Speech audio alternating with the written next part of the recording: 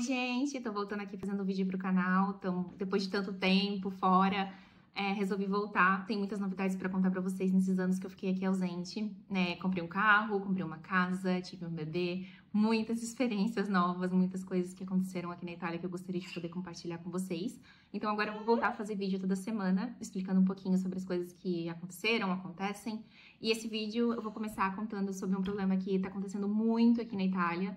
E cada vez mais eu conheço pessoas que se prejudicaram com isso, então eu vou dividir esse vídeo em duas partes. Vai ser a primeira parte, onde eu vou explicar um pouco sobre os problemas que mais acontecem com a intermediação de imóveis aqui na Itália. O segundo vídeo vai ser sobre os problemas envolvendo os proprietários.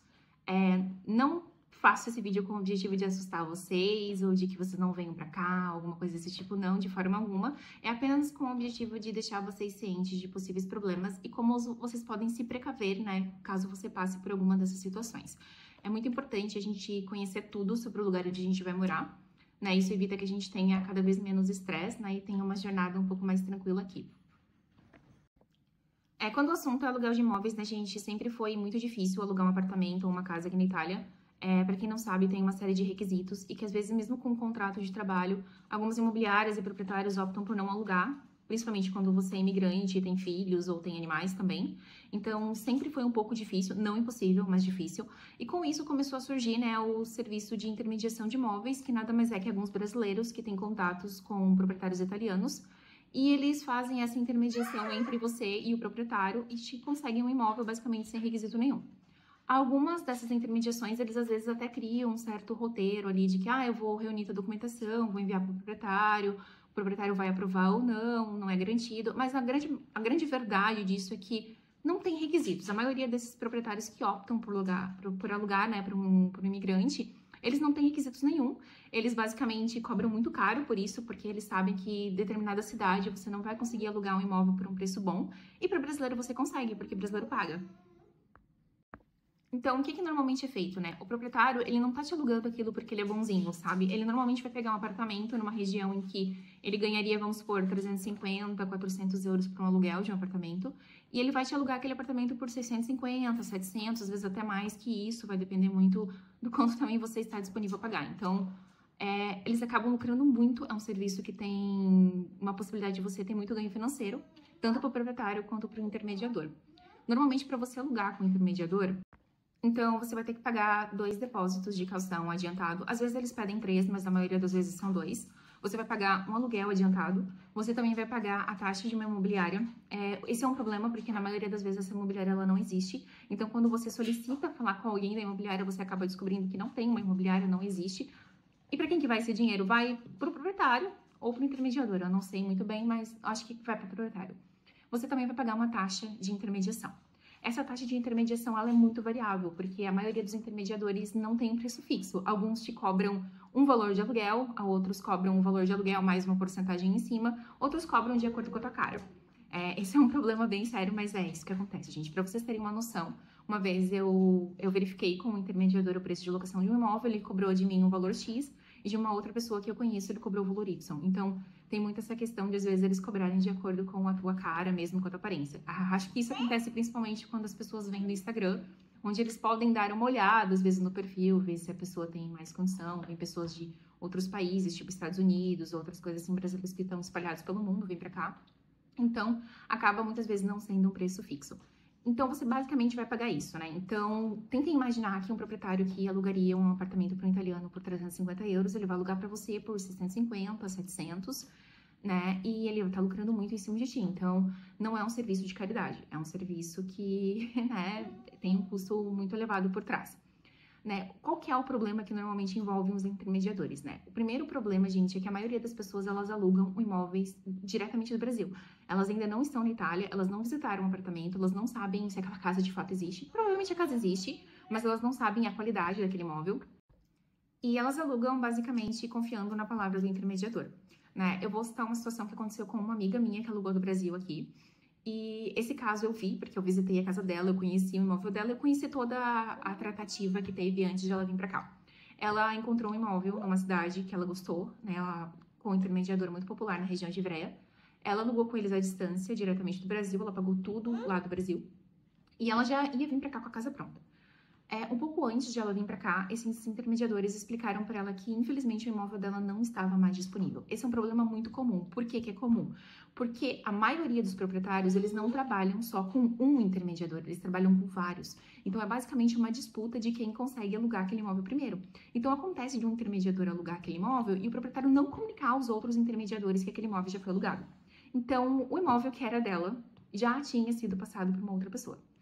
E eles não vão te contar isso, óbvio que não. Eles vão inventar uma história, eles vão dizer que o proprietário colocou aquele imóvel para um Airbnb, ou o proprietário vai reformar, ou o proprietário não vai mais alugar, mas eles não vão assumir que esse tipo de situação acontece. Então, o que aconteceu no caso dela? Eles falaram que eles iam colocar ela num outro imóvel, que inclusive era mais caro do que o que ela tinha alugado, e eles falaram assim que eles iam fazer o favor de deixar o preço igual, né? Porém, o imóvel era numa cidade que não tinha basicamente nada, ou seja, não tinha mercado, não tinha nada de estrutura. E aqui na Itália, se você não mora numa grande metrópole, né, é impossível você fazer tudo com transporte público. Principalmente porque cidades pequenas, às vezes, tem 1 ou 2 ônibus só que passam durante o dia todo. Então, não tem muito como você se virar sem carro.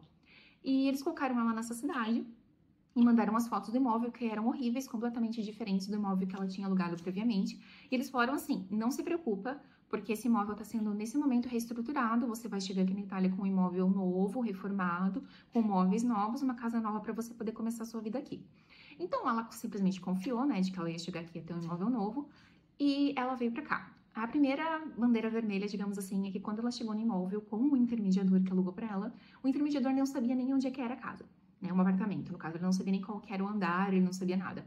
Então, ele nem sequer supervisionou para ver se aquilo que ele prometeu para ela tinha sido cumprido, né? Então, quando ela chegou no imóvel, não tinha sido feita reforma nenhuma, não tinha sido trocado nenhum móvel, o imóvel estava exatamente como tinha sido alugado para ela. Ele falou assim, ele inventou uma história na hora, né? Ele falou que o proprietário estava um pouco atrasado com a reforma, mas não era para ela se preocupar, que nos próximos dias ele ia ali, ia começar a reforma, ia trocar os móveis, ia fazer tudo. Ela só ia ter um pouquinho ali de estresse de ter que aguardar, mas que tudo que foi prometido para ela seria cumprido. E aí eu pergunto para vocês acham que isso foi feito? Não, não foi, gente. Depois que eles entraram na casa, basicamente eles não eram mais um problema do intermediador, porque é isso que acontece aqui. A partir do momento em que você entrou no imóvel e você está morando lá, tudo que acontece depois disso não é problema deles mais, entendeu? Porque eles já receberam o seu dinheiro, eles já te colocaram dentro da casa, agora se vira, sabe? E aí eles falaram assim pra ela que eles não tinham mais como ajudar, porque não era responsabilidade deles a reforma e que eles apenas passaram pra ela o que havia sido dito pelo proprietário. Talvez agora vocês até questionem, tipo, mas talvez o proprietário tenha dito que ia reformar e depois o proprietário não reformou e a culpa não era também dos intermediadores.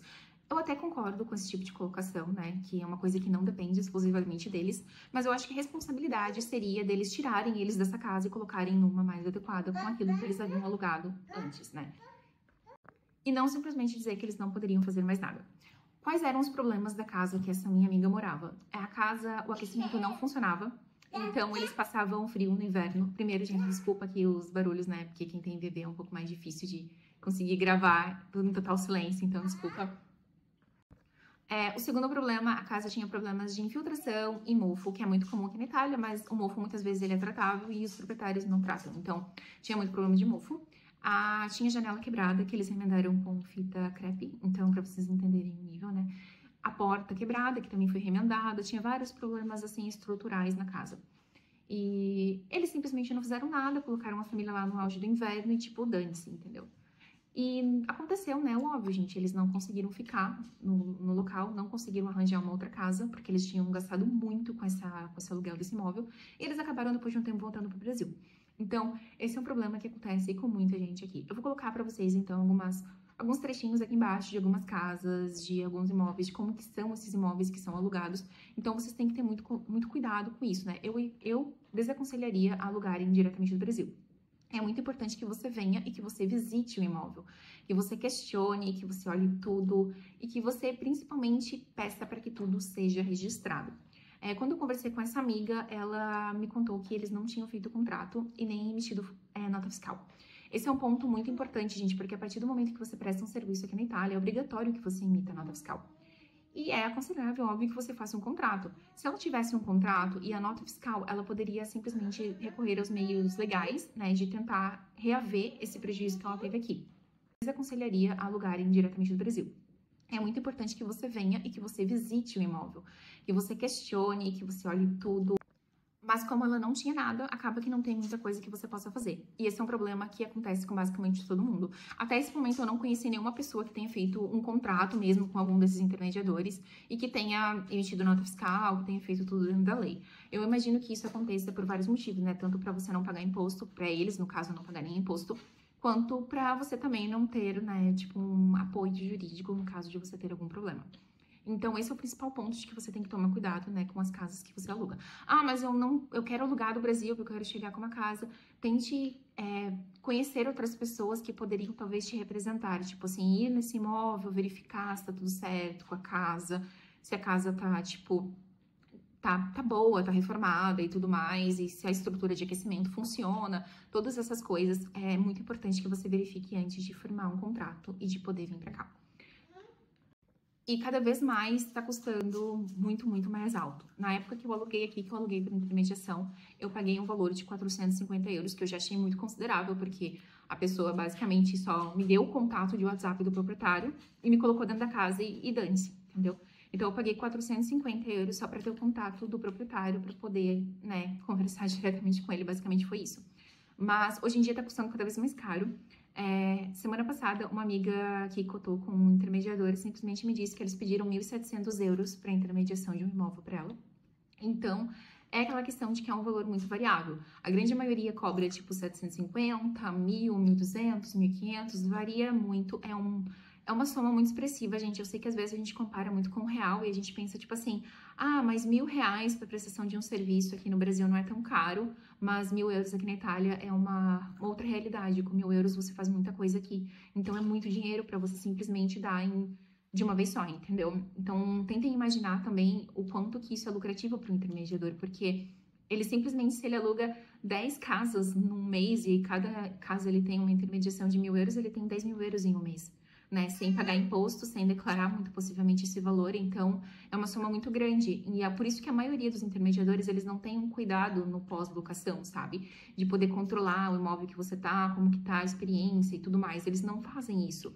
O objetivo é realmente alugar e ganhar o dinheiro, te colocar na casa e depois, tipo, se vira com o proprietário, porque você não é mais um problema meu. Eu entendo que teria que ter um limite nisso, né? Mas muita coisa que acontece aí é muito errado. E para você pagar toda essa quantia para depois você não ter o mínimo suporte, chega a ser injusto, né?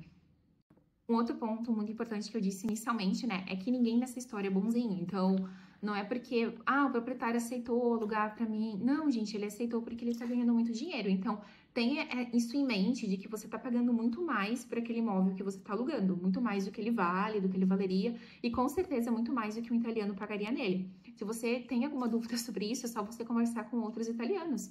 E você verificar quanto que cada um paga no anfitto, porque no aluguel, né? Porque aqui é inviável quando uma cidade que não tenha nada perto, que você tá longe de tudo, que você precisa de um carro, que você pagaria 700 euros no imóvel. É surreal isso, sabe? Você pagaria em torno de 350, 400 euros no imóvel. É o que eu pagava quando eu saí de intermediação. Eu saí de um imóvel de intermediador justamente porque o preço que estava sendo cobrado do imóvel se tornou abusivo.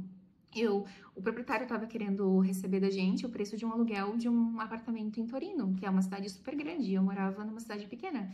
Então, eu saí desse imóvel, aluguei direto com uma imobiliária e a gente pagava o valor de 400 euros por um apartamento, que era o dobro do tamanho do que eu morava antes, né? Não tinha nenhum problema, a infraestrutura tinha sido totalmente reformado, nem tinha condomínio, o condomínio era 20 euros, por isso que eu digo que não tinha, né? Porque era muito pouco. Mas era uma realidade totalmente diferente. Então, tenha em mente que esses valores quem paga são brasileiros, porque italianos não pagariam isso. Então, não é um favor. Exija que o serviço seja prestado com responsabilidade, porque você está pagando muito caro por isso. Um outro ponto muito importante é que a maioria desses proprietários que trabalham com intermediadores são proprietários com problemas.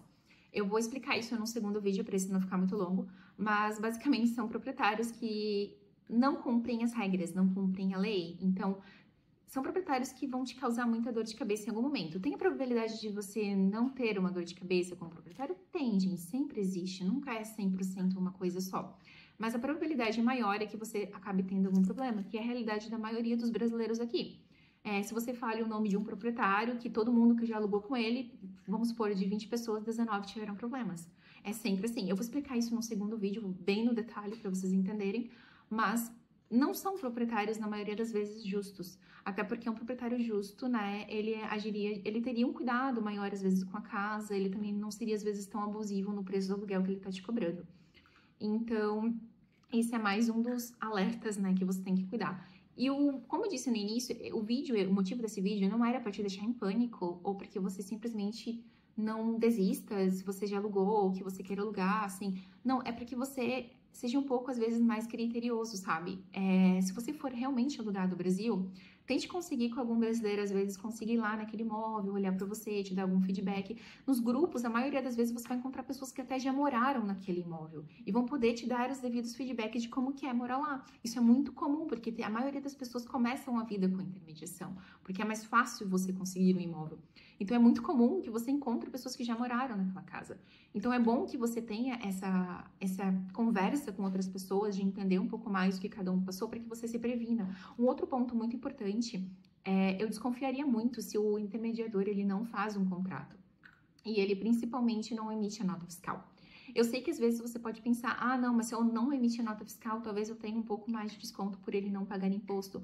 Mas a realidade, gente, é que às vezes ele tá te cobrando o preço do imposto ali junto, já caso ele fosse emitir uma nota, sabe? Então não tem um desconto, digamos assim, entende? Então, o ponto muito importante dessa história é que com o contrato, você tem um pouco mais de noção sobre aquele serviço, o que vai ser prestado, sabe? Né? Se você tiver algum problema, o que vai ser feito, sabe? Eu conheci pessoas que chegaram numa casa que a casa já estava com problemas assim que a pessoa entrou. Por exemplo, o banheiro estava interditado, não funcionava, não podia usar descarga, não podia tomar um banho no banheiro.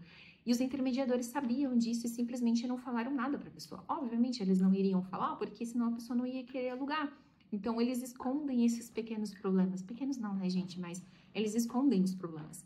Então, as pessoas descobrem isso quando chega no imóvel. Quando você tem um contrato que diz o que é feito no pós-venda, digamos assim, você se resguarda um pouco mais. E aí você pode acionar os meios legais para poder resolver uma determinada situação.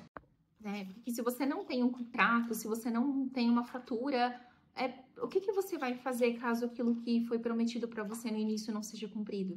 Sabe? Ah, mas eu tenho conversas no WhatsApp.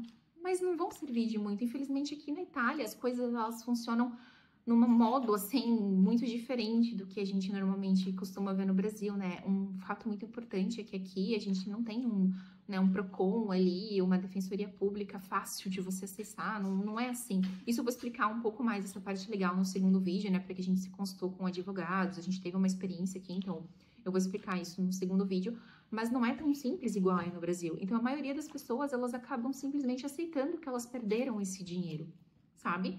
E é muito triste quando você vê que pessoas pagaram inicialmente para entrar num imóvel aqui 6, 7 mil euros, assim, contando todas as despesas para poder morar numa casa. É muito dinheiro, gente. O aluguel de onde eu morava antes, que era um apartamento ótimo, que eu comentei para vocês quando eu saí da intermediação, era 4.800 por ano que eu pagava. Imagina você pagar todo esse valor, assim, inicial ali para você poder entrar numa casa, entendeu? É muito abusivo. Então, é muito importante que você tente, né, ter esses cuidados de pedir o contrato, de pedir a nota fiscal. E o mais importante de tudo não tente de tentar sem o intermediador, não deixe, sabe, de tentar. Comece você a ligar, e não ligar eu acho que não é nem o modo mais eficaz de você conseguir um imóvel. Comece você indo pessoalmente, sabe? Você indo nas imobiliárias, você leva os seus documentos, leva o seu comprovativo de renda do Brasil, mesmo os seus extratos bancários, caso você tenha, e faça uma proposta. Parece uma coisa um pouco absurda, mas dá certo. Eu conheci várias pessoas que fizeram exatamente isso. Inclusive, uma amiga, eu indiquei a imobiliária onde eu aluguei o meu apartamento, e ela não tinha um emprego com contrato indeterminado, que na Itália ela conseguiu alugar o apartamento dela. Então, existe a possibilidade. Às vezes é difícil, é muito difícil, não é fácil. Mas a longo prazo vale muito mais a pena, sabe? Do que você entrar nesse meio de intermediação, de brasileiro, de proprietário problema, entendeu? Então, a minha dica é essa: tente primeiro você conseguir alugar sozinho, sabe? Se você não pode ir pessoalmente, liga, manda e-mail, tenta, insiste, sabe? Tente conversar, faça uma proposta, ofereça, tipo, mostrar as rendas que você tem ou alguma coisa nesse sentido, sabe? Mas não deixe de tentar, não vai pelo modo um pouco mais, digamos, fácil, porque às vezes o mais fácil vai ser o mais difícil no final, quando você for sair. Então, Depois disso, gente, eu vou pedir para que vocês deem um like no vídeo, né? Quem não tá inscrito no meu canal, se inscreve. O segundo vídeo eu vou explicar para vocês sobre os problemas com os proprietários e principalmente como funciona essa parte legal, né? De quando você tem um problema aqui na Itália, da onde que você tem que ir, o que que você tem que fazer e quanto que custa, porque não é de graça. Então, eu vou explicar muita coisa importante nesse segundo vídeo, inclusive a nossa experiência que a gente acabou tendo com o proprietário aqui, que a gente não recebeu a nossa caução, né? Que é um dos proprietários que, inclusive, até hoje estão trabalhando com intermediação e que é um dos proprietários que semana passada saiu na mídia italiana justamente por ele ter agredido uma brasileira que estava morando na casa dele. Para quem não viu, vou até deixar aqui, né, um título do anúncio da notícia e no próximo vídeo eu explico um pouco mais para vocês, assim, sobre o que aconteceu e sobre os problemas que tem com esse tipo de proprietário aqui. Então, por favor, né, gente, me ajudem a crescer o meu canal e se vemos no próximo vídeo. Tchau, tchau!